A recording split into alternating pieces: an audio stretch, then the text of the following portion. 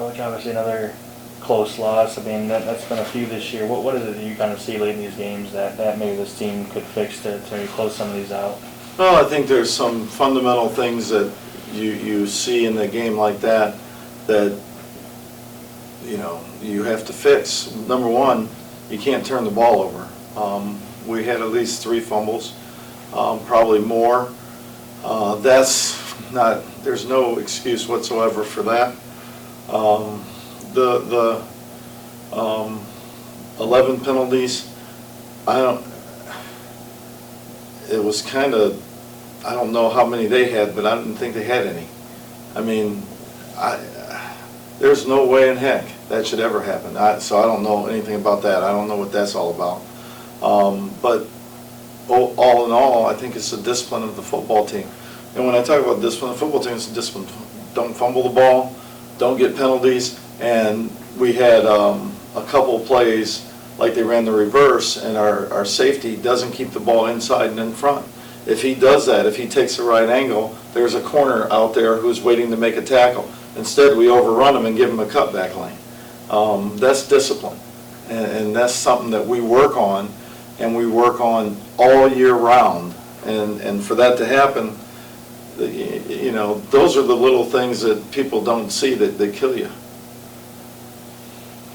Coach, I just appreciate you taking the time, do this with us tonight. It was a tough loss. On paper, you outgained them in like almost every area.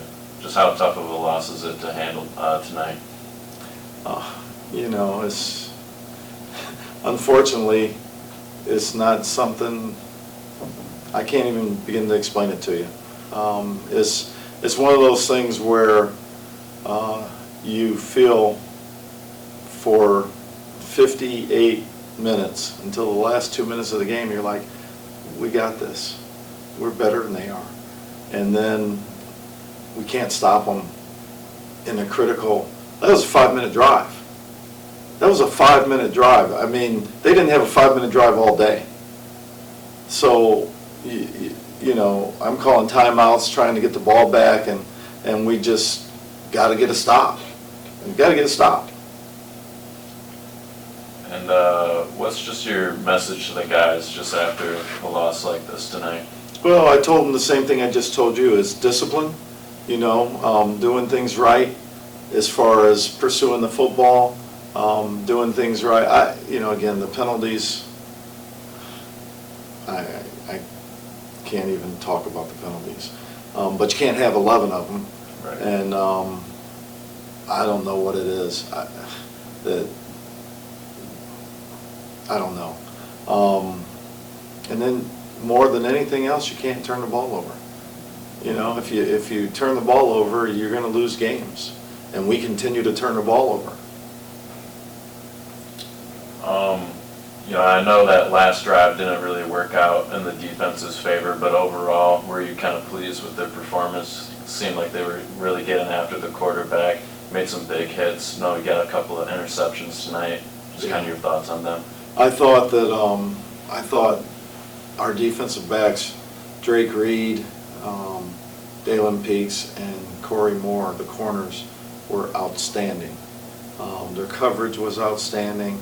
They made a lot of plays on the ball. They got their hands on the ball a lot. I think that's huge. I thought our safeties, especially Tavion, who's only been a safety for a couple of weeks because of injuries, made a lot of big hits. Played with good force. I thought that Chavez made a couple of big hits. So I was very happy with that. We missed our captain. Not having Brandon Tuck-Hayden is a big blow because I think he's one of the best linebackers in this league. So not having him was critical for us. But I thought that our linebackers as a whole stepped up. And then having Sean Banaszak back was important for us. We got to get Jalen Lewis back. And I know it was Dayton Keller's first career touchdown. How proud of you when he was finally able to get in the end zone and record some points for you guys? You know what? he did catch an extra point. Yep. So it's not the first time in the end zone. I was very pleased for him because he's worked very hard. He has unlimited potential. You know, it's kind of funny, almost all the guys I'm talking about are freshmen. You know, and that's obviously a big part of it. But he's got great potential, and will continue to develop as all those other guys I was talking about. Same thing. And I noticed it was kind of a big offensive effort to get Trey Davis the ball early and often. How important is he to your guys' offense, and what does he do for the passing game? You know, he's physically imposing. You know, he's a 210-pound, fast, great, big, strong wide receiver. It's difficult for teams to match up with him one-on-one, and we're going to keep throwing it to him as much as he's matched up one-on-one. So that was a big part of our plan. It didn't work out exactly the way we wanted to a couple times, but the other part of that is if they're taking him away, progress to the next guy, because I think we had some other opportunities that we didn't get to. And what are the captains kind of saying to some of the younger guys on the team right now, just being like your guys' record and having a loss like that? You know what, we don't sit there and stare at the record.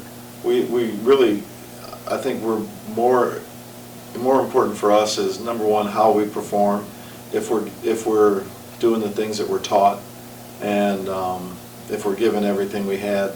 And the captains are telling our guys that you got to support each other. You know, they're telling them all the same things that I told you about being disciplined and not turning the ball over. But they're also talking to the young guys especially and saying, hey, the only way for us to fight out of this is to stay as a team. So I think the captains are doing a fantastic job. All the seniors, you know, there's not many of them, but they're doing a good job of keeping the guys together. This is, you know, if you think about the contribution of the freshmen and sophomores today, this is a heck of a football team in the making. And, you know, I'm looking forward to seeing these guys grow. And you know, Myron Harris, how many yards did he have today?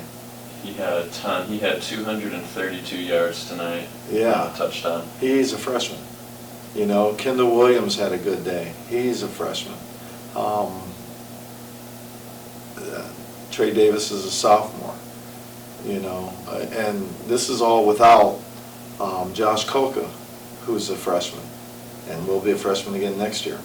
You know, so there's a lot of positives that get lost in the loss. We're just going to keep fighting. We're going to keep getting better. One of the things we talk about from chop wood and carry water is nothing is a test. This is an opportunity to learn and grow. And I think that Myron, for an example, this was a great opportunity for him to learn and grow, because there's, you know, you can't do it without football, right? Yep. Same with Trey Davis. Okay, I can't take an inside release. I got to take an outside release. I got to take the proper release. Chase Churchill. Okay, he's not where I want him to be, so where's my next look? I think it's all an opportunity for our guys to learn and grow. And as they continue to learn and grow, we'll be a better football team.